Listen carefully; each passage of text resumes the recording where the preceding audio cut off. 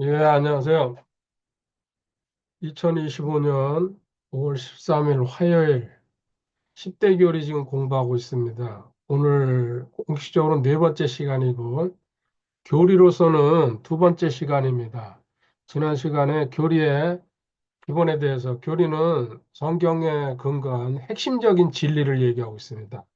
그것이 필요합니다. 왜? 교육하거나 또 훈련하거나 논쟁할 때에 어떤 기준점이 있어야 되기 때문에 이 교리는 반드시 있어야 됩니다. 그래서 저는 이 교리를 10가지로 나눠가지고 지난 시간에 공부한 겁니다. 성경론, 신론, 기독론, 성령님론, 그 다음에 인간론, 구원론, 연합론, 교회론, 마귀론, 종말론 해가지고 10가지로 나눠서 지금 계속해서 공부할 계획입니다. 그런 가운데 디모데후서 3장 16절을 보고서 지난 시간에 시작했습니다. 다시 한번 읽어보겠습니다. 모든 성경 기록은 하나님의 영감으로 주신 것으로 교리와 책망과 바로잡음과 의로 교육하기에 유익하니 네 가지 성경을 주신 목적이 나와 있습니다. 교리와 책망과 바로잡음과 의, 교리가 제일 앞에 있습니다. 오늘은 17절을 본문으로 해서 시작하겠습니다. 17절. 이것은 하나님의 사람이 완전하게 되어 모든 선한 일에 철저히 갖추어지게 하려 함이라. 아멘. 이렇게 우리한테 영감으로 기록된 성경을 주신 이유가 교리 책망 바로잡음 의를 통해 가지고 교육하고 훈련받고 또 암송하고 정리하고 여러 가지 방법을 통해 가지고 성장하는데요. 이렇게 성장할 때에 하나님의 사람, 구원받은 성도를 이야기하는 겁니다. 뭐 그중에서 특별히 또 선택받은 사람, 남은 자 여러 가지 이제 이야기가 진행될 수 있습니다. 일단은 저는 구원받은 성도가 하나님의 사람이라고 확신합니다. 하나님의 사람이 완전하게 되어 참 가슴 떨리는 얘기죠. 완전이라고 표현했습니다. 여기에 무슨 더 성경에다가 진리에다가 자기 이야기를 붙일 경우에 그것은 지난 시간에 공부한 대로 누룩이 되는 겁니다. 인간의 생각이 들어가는 겁니다. 하나님의 진리에 인간의 생각을 집어넣는다는 것은 건방지죠. 그리고 그 대가를 치른다고 저는 100% 믿고 있습니다. 완전하게 되어 모든 선한 일에 철저히 갖추어지게 하려 함이라. 아멘. 모든 선한 일을 하십니다. 우린 선한 일을 위해서 창조됐다고 에베소서 2장 10절에 하나님의 걸작품이라고 또 기록하고 있습니다. 과거의 옛사람적인 행동 이제 다 죽여버렸죠. 십자가에서. 이제 새 사람으로서 거기에 걸맞는 행동을 해야 된다는 얘기입니다. 그거를 우리가 하는 게 아니고 하나님은 다 준비해 놨는데 그거를 믿음으로 가져와서 생활 속에서 누리라는 얘기입니다. 이거는 신앙이 어릴 때 초보자 신앙이고 갓난아일 때에는 이해도 안 되고 와닿지 않습니다. 성장해야지 알 수 있습니다. 결국은 저는 목표입니다. 성경을 주셔가지고 공부하는 이유도요. 완전한 자 돼가지고 선한 일에 철저히 갖춰지는 군대도 가면은 이걸 계급을 나눠가지고 무시하는 게 아닙니다. 육해공군 일반 병들이 있습니다. 이게 대부분입니다. 사실은 거의 뭐 90% 이상이라고 저도 생각합니다. 저는 50년 전에 군대 갔다 왔기 때문에 지금 많이 달라졌어요. 사실 50년이라는 세월이 변했기 때문에. 그런데 여기서 그때나 지금이나 특수부대는 있었어요. 특전사니 뭐 특공대니 해가지고요. 또 해병대 수색대 해가 제가 하는 것만 해도 여러 가지입니다. 뭐 HID니 해가지고. 훈련이 다르잖아요. 특수부대는. 같을 수가 없죠. 그래가지고 얼마만큼 성장해가지고 갖추어지냐에 따라가지고 하나님의 일꾼으로 움직여갈 수 있다는 얘기입니다. 자, 이 본문을 기준으로 해가지고요. 자, 교리에 대해서 오늘 한 번만 오늘 공부하고서 이제 본론으로 넘어갈 겁니다. 에베소서 4장 13절부터 15절까지입니다. 에베소서 4장 13절. 마침내 우리가 다 믿음과 하나님의 아들을 아는 것에서 하나가 되어 완전한 사람에 이르고 그리스도의 충만하심에 장성한 분량에까지 이르르니 일단 13절에요. 아들을 아는 것에서 하나가 된다는 얘기, 연합됐다는 얘기, 동일시. 아직은 이 얘기는 깊이 안 하겠습니다. 결국은 이렇게 됩니다. 우리는 주님과 하나가 돼 있는 존재인데 그게 믿어지려면은 실질적으로 공부하면서 오랜 시간이 하나님께서 허락하는 시간이 돼야 됩니다. 여기서 완전한 사람에 이르고 다시 나갔어요. 하나님이 우리 성경을 주시고 우리를 이렇게 말씀으로 성장시키는 이유는요. 저 완자라고 표현하거든요. 여기 올라오는 거를 하나님은 목표로 우리한테 원하고 계신다는 얘기입니다. 근데 이 말을 듣자마자 거부 반응 일으키는 사람들이 거의 대부분입니다. 진리입니다. 그리고 그리스도의 충만하심에 장성한 분량에까지 주님과 대등한 관계까지 올라와라. 뭐 겸손하게 표현하면 건방진 생각이죠. 그렇지만 하나님은 그걸 원하시잖아요. 제자가 스승보다 못하지만은 완전한 자마다 스승과 같게 되라고 말씀하셨어요. 누가 보면 6장에서 14절에 이것은 우리가 이제부터 더 이상 아이가 되지 아니하여 사람들의 속임 여기 아이라고 얘기했어요. 갓난아이. 성장하지 못한 교회는 오래 다녔어도 그 모습으로 머물러 있으면 안 된다는 얘기죠. 사람들의 속임수와 몰래 숨어서 속이려 하는 자들이 사용하는 간교한 술수로 말미암아 이단 사이비들 생각하시면 됩니다. 교리의 모든 바람에 이리저리 흔들려 밀려다니지 아니하고 교리의 모든 바람이라고 그랬어요. 온갖 교리라는 번역도 있습니다. 교리가 많습니다. 교파가 나눠지는 이유죠. 그리고 이단 사이비들도 이 교리를 살짝살짝 비틀어 가지고 누룩이죠. 한마디로. 자기들 교파에 그 이단 사이비들 교주에 맞게 만들어가는 게 이단 사이비입니다. 정통 교리 하나님께서 주신 성경의 바른 교리를 모르면 건전한 교리를 모르면은 끌려다녀 가지고 폐가 망신합니다. 무수히 많은 사건들이 있지만 그게 뉴스에 잘 안 다뤄지죠. 그 종교의 문제라 그래가지고. 15절 오직 사랑 안에서 진리를 말하며 모든 일에서 그분 안에 이르도록 성장하게 하려 함이라 그분은 머리시니고 그리스도시니라 아멘. 그분 안에 이르도록 성장해야 된다. 주님만큼 몰라서라는 얘기입니다. 이게 하나님 우리한테 성경을 주신 이유고 교리 공부를 하라는 이유라고 알고 있습니다. 자, 교리. 지금 여기 에베소서 읽은데도요. 완전한 자가 돼가지고 교리의 바람에 흔들려 다니지 말아라. 바른 교리로 직진하라는 얘기죠. 두 개로 나눠서 보도록 하겠습니다. A. 디모데전서 1장 3절에 가면요. 디모데전서 1장 3절.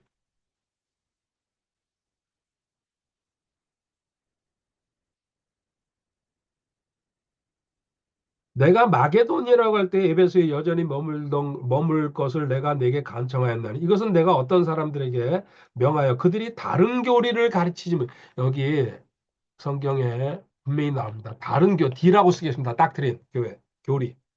다른 교리가 있다는 얘기입니다. 가르치지 못하게. 벌써 초대교회 시대 때도요. 이렇게 교리가 삐뚤어 나가기 시작합니다. 바른 교리는 있습니다. 항상 이거 움직이지 않습니다.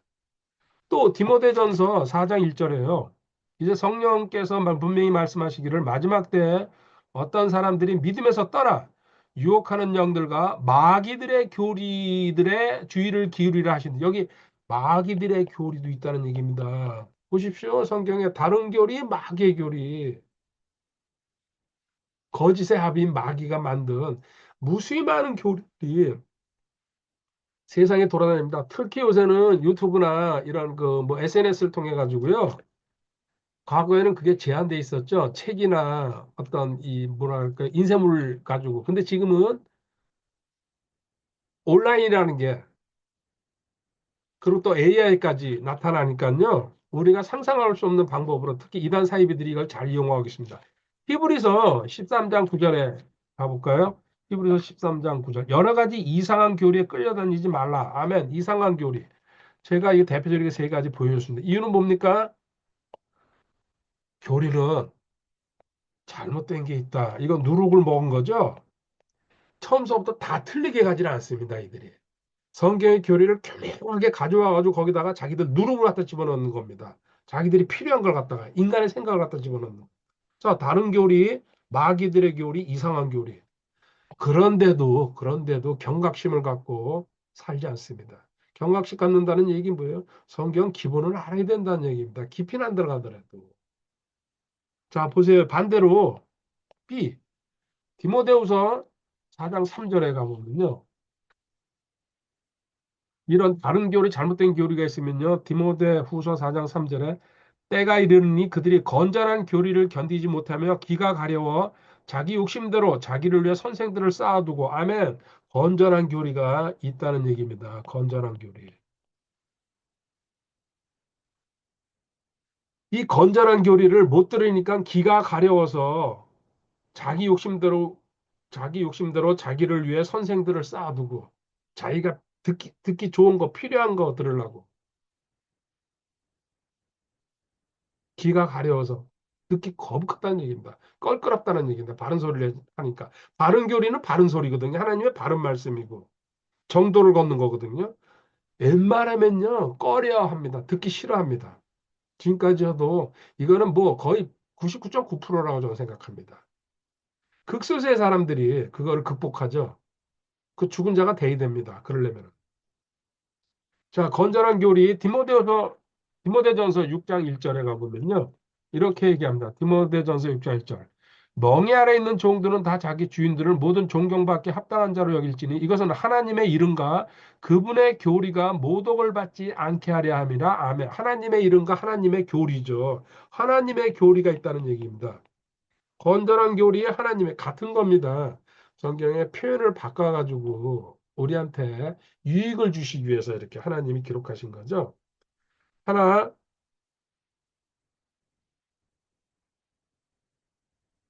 다시 또 보도록 하겠습니다. 요한이서 9절에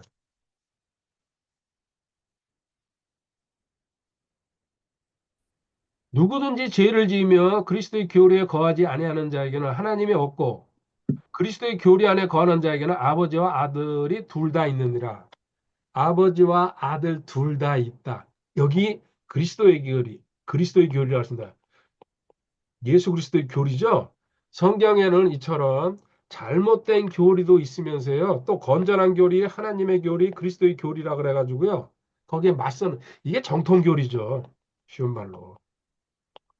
이렇게 있다는 얘기입니다. 그래서 주님은 바울 사도를 통해 가지고 디모데 전서 4장 13절에 가보면요. 디모데전서 4장 13절에 바울이 디모데한테 에베소서 교회의 담임 사역자죠. 당시 2000년 전에. 내가 갈 때까지 읽는 것과 권면하는 것과 교리에 주의를 기울이라. 그리고 16절로 넘어가 보세요. 내 자신과 교리에 주의를 기울이고 그것들 가운데 거하라. 내가 이것을 행함으로 내 자신과 내 말을 듣는 자들을 구원하리라. 아멘. 바울이 디모데한테 교리에 주의를 기울이라고 이렇게 강조합니다. 디모데 전후서는 목회서신이라고 합니다. 특히 이제 목회자들. 그런데 그걸 구별하지 마시고 성도들도 마찬가지입니다. 교리에 주의를 기울일 경우에 뭐라고 합니까? 16절 다시 읽어볼게요. 내 자신과 교리에 주의를 기울이고 그것들 가운데 거하라. 내가 이것을 행함으로 내 자신과 내 말을 듣는 자들을 구원하리라. 아멘. 교리적으로 올바르게 행동할 때에 너 자신도 그렇고 주변에 많은 사람들을 구원할 수 있다는 얘기입니다. 구원은 여러 가지 뜻이 들어가 있습니다. 구원받는 것도 있고 물질이나 건강에서 기타 어려운 상황에서 내가 사망의 음침한 골짜기를 걸어갈지라도 해를 두려워하지 않는 것은 주께서 나와 함께 하심이라고 이 시편 23편에 있습니다. 이게 적용되려면 어떻게 됩니까? 성경 깊이 알아야 돼요. 그거 딸랑 한 절 암송 그렇지 안 하는 사람보다 낫죠. 왜 내가 사망의 음침한 골짜기를 걸어가도 하나님이 나를 보호하실까? 거기에 전반적인 내용을 폭넓게 알수록 그게 확실하게 적용된다는 얘기입니다. 이제 두 번째 단락으로 넘어가 보겠습니다. 자, 이렇게 교리, 말씀이에요, 이것도요. 적용하려면은 기준이 있죠? 디모데후서 2장 15절입니다. 디모데후서 2장 15절. 너는 진리의 말씀을 바르게 나누어 내 자신을 하나님께 인정받은 자로 부끄러울 것이 없는 일꾼으로 나타내도록 영과라. 아멘. 요절입니다. 하나님의 말씀을 바르게 나누라고 얘기했습니다. 어떻게 나누는 겁니까? 첫 번째, 역사적으로 나누는 방법이 있습니다. 역사적으로 나누는 방법, 예를 들어서 얘기하겠습니다. 우리 가장 이제 쉬운 예입니다. 이제 이걸 일반적으로 제가 가장 편하게 드는데요. 안식일이라는 거. 실질적으로 이스라엘한테 구약에서 준 겁니다. 우리 신약 성도는 안식일이라고 얘기하면은 틀린 겁니다, 사실은. 우리는 주일이죠. 주님이 부활하신 날을 기념하기 위해서 지금 우리 주일을 지키고 있습니다. 예배 드리면서 모이고 성도들이. 그래서 안식일이라는 개념은 이스라엘한테 주고 이스라엘에서 사실은 없어진 겁니다. 지금 근데 이스라엘은 지금도 이걸 지키고 있습니다. 그리고 실질적으로 금요일 저녁 6시서부터 토요일 6시까지입니다. 우리 시간으로 얘기하면은 지금 우리 개념이랑 다르죠. 그래서 우리나라의 사이비 교단 중에 하나 안식 어쩌고저쩌고 하는 교단이 있죠. 거기 또 그 토요일 날 그렇게 지키고 있어요. 잘못된 겁니다. 유대인한테 준 겁니다. 자, 안식일에 대해서 가장 기본적인 얘기 해볼게요. 이거 율법 전에, 율법 전이라는 것은 모세가 시내산에서 출애굽해가지고 율법 받았습니다. 그때 하나님한테 모세를 통해 가지고 율법은 모세로부터 온 겁니다. 실질적으로. 그럼 율법 전에는 안식일이 없었습니다. 하나님이 율법이 나타나기 전에는요, 안식일이 없었어요. 어떤 방식으로 쉬었는지, 뭐 그 당시에 어떻게 했는지 모릅니다. 성경이 기록이 안 된 거는 저는 관심을 안 둡니다. 처음에 그거를 이제 깨닫고 나서는요. 그걸 찾아다니는 사람만 있어요. 본인이 하고 싶은 거 그렇게 해야죠. 그런데 이제 율법을 받으면서 율법 하라 그러죠. 모세한테 율법을 주셨죠. 출애굽기 20장 가볼게요.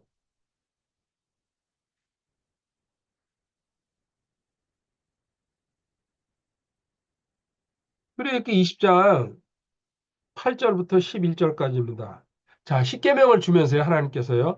안식일을 기억하여 거룩히 지키라. 엿새 동안은 내가 수고하고 내 모든 일을 할 것이니라. 일곱째 날은 주 내 하나님의 안식일인즉 그날에는 너나 내 아들이나 내 딸이나 내 남종이나 내 여종이나 내 가축이나 내 문 안에 거하는 내 나그네나 아무 일도 하지 마라.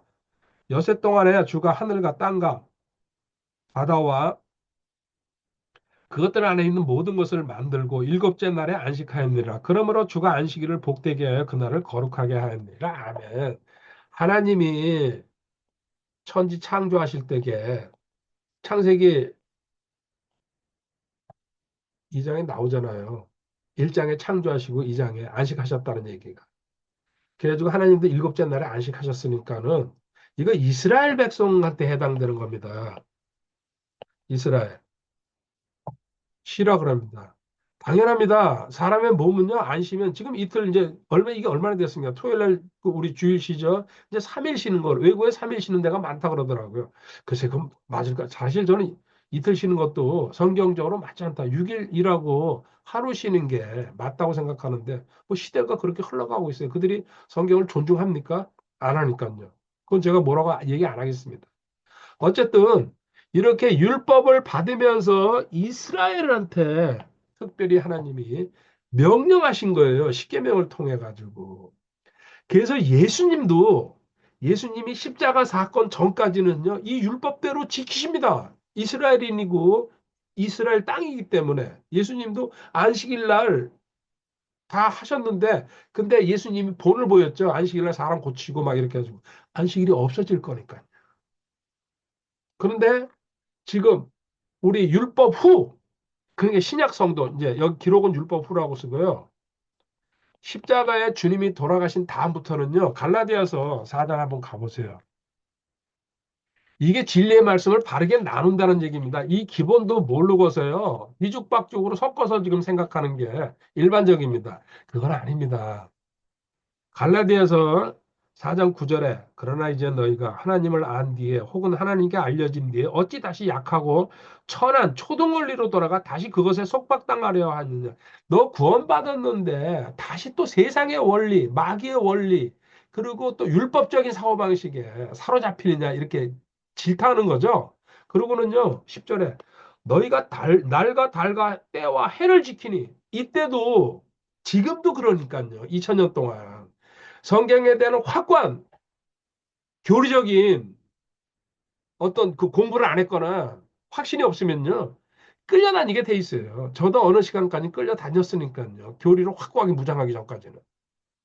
내가 너희를 위하여 헛되이 수고했을까 너희로 인해 염려하느라. 아멘. 한 군데 더 볼게요. 골로새서 2장 16절입니다.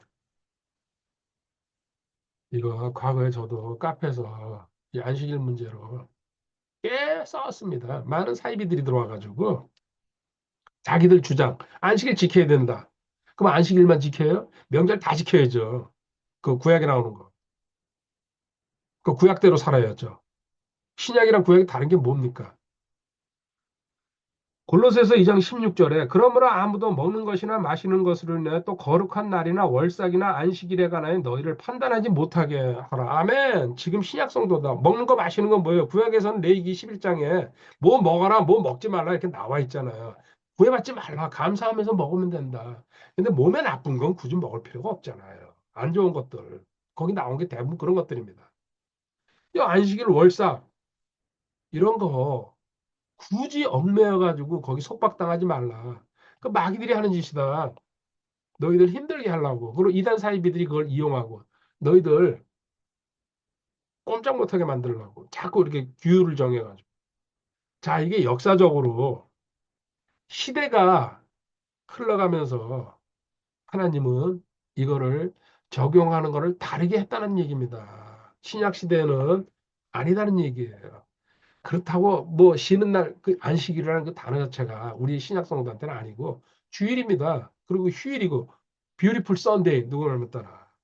그리고 그날 쉬는 날이니까 세상 사람들과 구별되게 우리는 교회라는 지역 공동체에 모여가지고 서로 세워주고 섬기고 헌신하고 또 나누고 간증하고 그러면서 다시 영적 충전받는 날입니다. 주일 주님이 부활하신 날을 기념하는 겁니다. 그 다음에 두 번째로 B 가면요. 역사적인 거 봤는데요. 교리적으로 또 성경은 나눠서 봐야 됩니다. 이거 두 가지로 얘기합니다. 자, 첫 번째, 대상이 누구냐? 고린도전서 10장 32절입니다. 고린도전서 10장 32절에 유대인들이나 이방인들이나 하나님의 교회나 어떤 실족거리도 주지 말되. 아멘. 자, 하나님은요. 세 부류로 나눠가지고 성경에서 대상을 정해놨습니다. 먼저 유대인입니다. 이스라엘 사람들이죠. 그 다음에 유대인 아닌 사람은 전부 다 이방인입니다. 원래 둘로 나눠지는 겁니다. 근데 요 가운데 뭐가 들어가는 겁니까? 하나님의 교회. 지금 우리 구원받은 성도, 특별한 하나님의 백성이 들어가는 겁니다. 원래 유대인과 이방인. 그리고 실질적으로 저는 나눈다 그러면요. 구원받은 성도랑 구원받지 못한 자연인 둘로 나누는 겁니다. 구원받은 성도, 유대인도 구원받지 못하면 일로 들어가는 겁니다. 세상에 두 부류밖에 없어요. 자연인은 마귀의 자식이고 성도는 하나님의 자녀예요. 근데 고린도 10장 32절에는 요거를 이렇게 표현하는 거죠. 유대인은 구약의 주인공 아닙니까?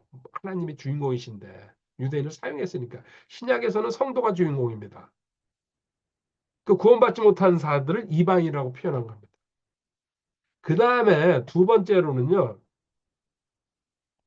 이렇게 또 성경을 공부하면서 알아야 됩니다.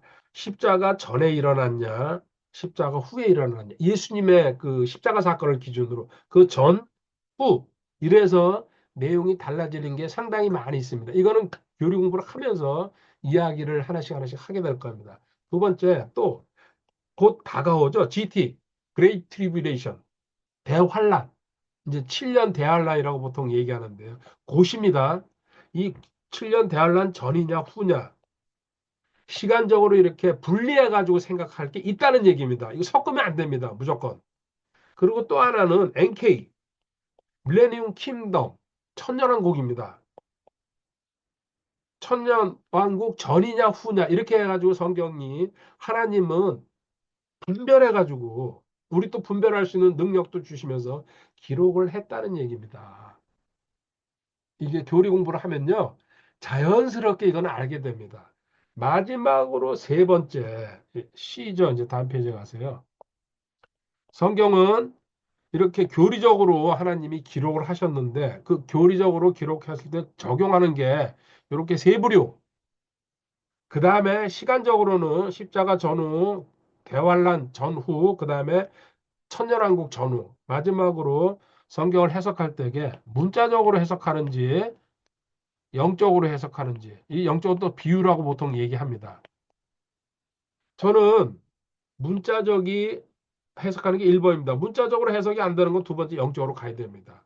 근데 대부분은 이거를 영적으로 해석하는 거를 먼저 생각합니다. 그래도 그 자기한테 필요할 경우에 문자적으로 가고 있어요. 잘 생각해 보시기 바랍니다. 하나의 예를 들겠습니다. 제가 주체라고 무슨 얘기입니까? 주님께서 채찍에 맞음으로 너희는 고침을 받았다고 나오죠. 이게 이사야 53장 5절에 나오는 말씀입니다. 이사야 53장 5절에요. 그러나 그는 우리의 범법들로 인해 부상을 당하고 우리의 불법들로 인해 상하였느라. 그가 징벌을 받음으로 우리가 화평을 누리고 그가 채찍에 맞음으로 우리가 고침을 받았도다. 아멘. 이건 이제 영적으로 해석하냐 문자적으로 해석하냐. 물론 영적인 뜻도 성경은 다 담겨 있습니다.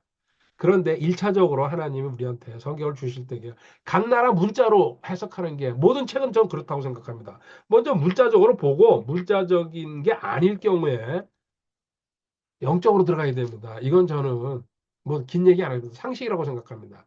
그런데 이 상식도 무시합니다. 자, 이렇게 해가지고요. 이게 어디로 왔습니까? 베드로가 인용합니다. 베드로전서 2장 24절에. 신이 나무에 달려 자신의 몸으로 우리의 죄들을 지셨으니 이것은 죄들에 대해 죽은 우리가 살아서 의에 이르게 하려 하심이라. 여기까지는 우리 구원받는 얘기를 합니다. 사장생에 관한 얘기입니다. 아까 이사야 53장 5절 전반부랑 같은 내용입니다. 사실은. 그런데 뒤에 그분께서 채찍에 맞음으로 너희가 고침을 받았나니 다시 이거를 인용했어요. 여기서 제가 주님께서 채찍에 맞음으로 나는 고침을 받았다. 이 네 글자로 이거를 줄여놓은 겁니다.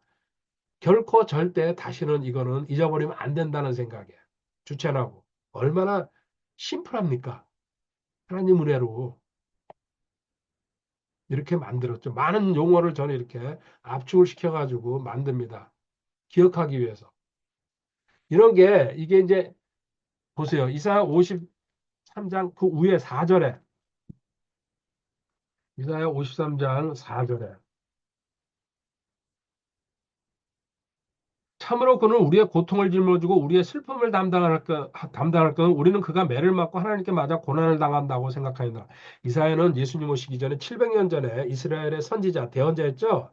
700년 후에 메시아가 온다는 것을 예언하고 있는데요. 그 예언하는 내용이 여기서 핵심 단어가 참으로 그는 우리의 고통을 짊어지고 여기 고통, 그 다음에 우리의 슬픔, 구약은 히브리어로 기록돼 있죠. 그러고는요, 우리는 그가 매를 맞고 하나님께 맞아 고난을 당한다고 생각해요. 당연히 맞을 짓을 했기 때문에 당연히 맞는 거야. 근데 우리 때문에 맞는 건데 우리는 이제 알잖아요. 구원받은 사람들은. 그렇게 이제 이사야가 벌써 예수님을 예언한 겁니다. 메시아로서. 자, 근데 고통과 슬픔이라는 단어가 어떻게 되는 거냐면요. 히브리어로 원래 원뜻은 근데 번역자가 각자가 이제 자기가 생각하는 것만큼 단어를 갖다 옮기는 거니까요. 번역을 하는 거니까. 원래 고통이라는 단어는 질병으로 옮겨야지 맞다. 물론 고통이라는 말도 되긴 되지만은 질병이라는 말이 더 히브리어에 가깝다 이런 얘기입니다. 저도 많이 찾아봤습니다. 지금까지 공부하면서. 이렇게 대부분 나옵니다. 그리고 또 여기 슬픔은 아픔이라는 말로 옮기는 게 더 원어에 가깝다. 이렇게 얘기를 합니다. 자, 이거 한번 보세요. 이렇게 해서 하나님이 자, 이사야 53장 4절, 5절 보고서 또 베드로전 2장 24절 성경은 이렇게 연결돼 갑니다. 이거를 마무리 해석해 주는 게 마태복음 8장 16절 17절입니다. 성경은 같은 구절을 찾아내 가지고 또 반대 구절을 찾아내 가지고 계속 연결해 가면요. 뜻이 선명하게 드러납니다. 그래서 저는 그거를 좋아합니다. 꼼짝 못하게 만드니까요. 이 성경을 읽는 사람들을. 근데 한 구절을 붙들고서 늘어지는 사람들은 솔직히 거북스럽니다. 상대하기. 그거 딱 꽂혀가지고 그것만 주장하니까. 얘기가 진전이 안 되죠. 자, 마태복음 8장 16절에 주님이 이제 말씀하신 겁니다. 저녁이 되매 그들이 마귀 들린 많은 자들을 그분께 데려오거늘 그분께서 자신의 말씀으로 그 영들을 내쫓으시고 병든 모든 자를 고쳐주시니 그러고 나서요. 이것은 대언자 이사야를 통해 말씀하신 것을 성취하려 하심이라 이르시되 그가 친히 우리의 연약함을 담당하고 우리의 질병을 짊어졌도다. 아멘. 자, 보십시오. 우리 연약함도 담당하고 우리 질병을 짊어졌다고 마태가 이사야 53장 4절을 해석해 주고 있는 겁니다. 우리한테 깨닫게 하시려고요. 자, 연약함, 아픔, 질병 여기 있잖아요. 그리고 연약함 여기를 이제 내용을 따져보면요. 우리 정신적으로 또 영적으로 고통받는 거. 정신적인 문제입니다. 질병 뭐예요? 신체적으로. 이거 얘기하는 거예요. 정신적, 신체적으로 우리한테 일어나는 모든 병을 예수님은 십자가에서 주체나고 채찍에 맞으면서 다 처리해 버렸다. 저는 이렇게 짧게 설명하지만은 이 제가 인용한 구절을 묵상해 보시고 연결해 보시고 적어가면서 정리를 한번 해 보시기 바랍니다.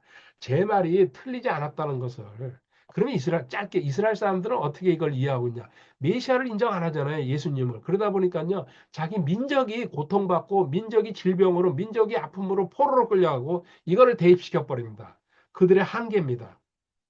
예수님을 메시아로 인정 안 하고 제껴버리고 생각하니까 이거를 깨닫는 순간에 이스라엘 사람들이 하나님 쪽으로 성도가 되는 겁니다. 신약 성도가 되는 거예요. 가장 설명하기 좋은 구절이라고 합니다. 유대인들한테 복음 전할 때 이걸 하나님이 깨닫게 해주시면요. 그 사람은 그냥 그대로 뒤집어지면서 구원받는다는 얘기죠. 지금 이 시대로 말하는. 자, 하나님이 이제 또 계속 공부해 나갈 거니까요. 교리 공부하면서 저도 이렇게 성장했습니다. 제가 교리라는 부분을 안 붙들었으면은 솔직히 어떻게 됐을지 모르죠.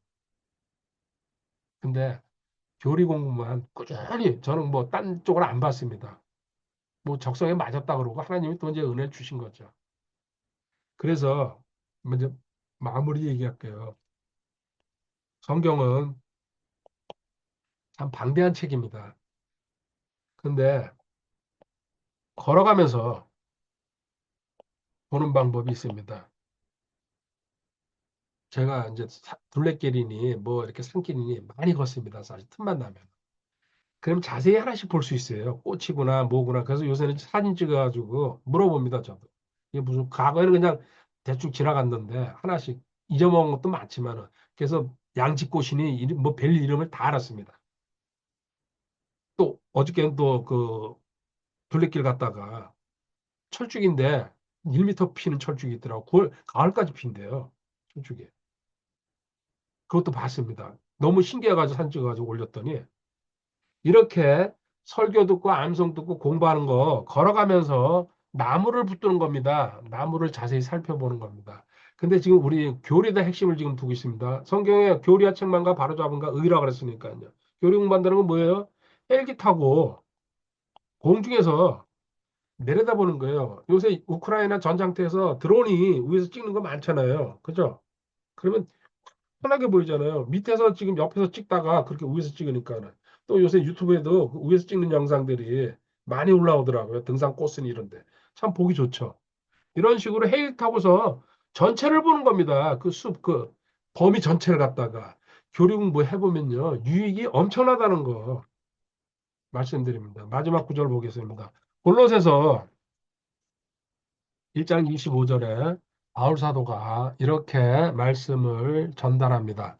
내가 교회의 사역자가 된 것은 너희를 위해 내게 주신 하나님의 경륜에 따라 여기 하나님의 경륜 하나님이 시대를 통해서 우리 세상과 하나님의 백성을 다스리는 방법입니다. 다릅니다. 아까 여기서 얘기했습니다. 하나님은 유대인이냐 이방인이냐 하나님에게 다루시는 방법이 다릅니다. 그리고 십자가 전이냐 후냐 또 NK 이런 식으로 다르다는 얘기입니다. 하나님의 말씀을 성취하게 하려 함이라. 지금 약속의 말씀을 너희들한테 하나씩 하나씩 들어가 가지고 적용시키고 실생활에서 그게 드러날 수 있도록 하나님의 말씀을 바울이 이렇게 얘기합니다. 그 다음에 26절 이것은 곧 여러 시대와 여러 세대로부터 감추어졌으나 이제는 그분의 성도들에 드러난 신비에 관한 것이라. 자, 신비는요 성경에 여러 가지 한 열 가지 전으로 나와 있습니다. 이것도 어쩌면 공부하게 될 겁니다. 신비 하나님이 뚜껑을 열어줘야지 알 수 있는 거라는 얘기입니다. 그렇지 않고 닫혀 있었다는 얘기죠. 그 다음에 27절 하나님께서는 이방인들 가운데서 이 신비의 영광의 풍성함이 무엇인지 자신의 성도들에게 알리려 하시는데 이 신비는 너희 안에 계신 그리스도 곧 영광의 소망이라. 아멘. 이 신비 중에 가장 큰 신비가 내 안에 들어와 계시는 주님, 영광의 소망. 이거 깨달으면은 주님과 나가 연합됐다는 것을 안다는 얘기입니다. 저도 이게 최고라고 생각합니다. 신비 중에서는. 주님이 내 안에. 어떻게 하나님이 이 사람 안에 들어옵니까? 그 바람에 저희는 구원받은 거죠. 영원히 내 안에 계십니다. 그래서 우리는 영생하는 겁니다. 하나님이 내 안에 계시는데요. 이거 확신시키기 위해서 지금 내가 너희들한테 간절하게 이렇게 편지로 지금 쓰고 있는 거죠. 그러면서요, 28절, 우리가 그분을 선포하며 각 사람에게 경고하고 모든 지혜로 각 사람을 가르치면 우리가 각 사람을 그리스도 예수님 안에서 완전한 자로 드리고자 함이라. 아멘. 또 보십시오. 또 완자가 또 나왔어요. 아까 교리 공부 시작하면서 디모데후서 3장 17절을 읽으면서 성경을 우리에게 주신 목적, 교리와 바로잡음과 의와 책망. 그리고 17절에서 완전한 사람으로 우리를 세우고자 시작했습니다. 그리고 오늘 시작하면서 에베소서 4장 14절에 역시 완전한 사람, 완전한 자로 드리고자 위해서 바울이 성장하라고 우리한테 명령하고 있습니다. 이제 끝나면서 오늘 골로새서 1장 28절에 제가 다시 읽어보겠습니다. 우리가 그분을 선포하며 각 사람에게 경고하고 모든 지혜로 각 사람을 가르치면 우리가 각 사람을 그리스도 예수님 안에서 완전한 자로 드리고자 함이니라. 아멘. 결국 하나님의 백성들이 하나님의 성경을 배워야 되는데 특히 그 성경의 핵심적인 내용을 정리해 가지고 묶어 놓은 것이 교리입니다. 그 교리 공부를 할 경우에 정상적으로 성장하면은 완전한 자까지 갈 수 있다는 얘기를 지금 세 구절에서 드러나고 있습니다. 이거를 부정한다 그러면요. 성경을 부정하는 겁니다. 뭐 여러 가지 이제 그 내용이 나옵니다. 실제적으로.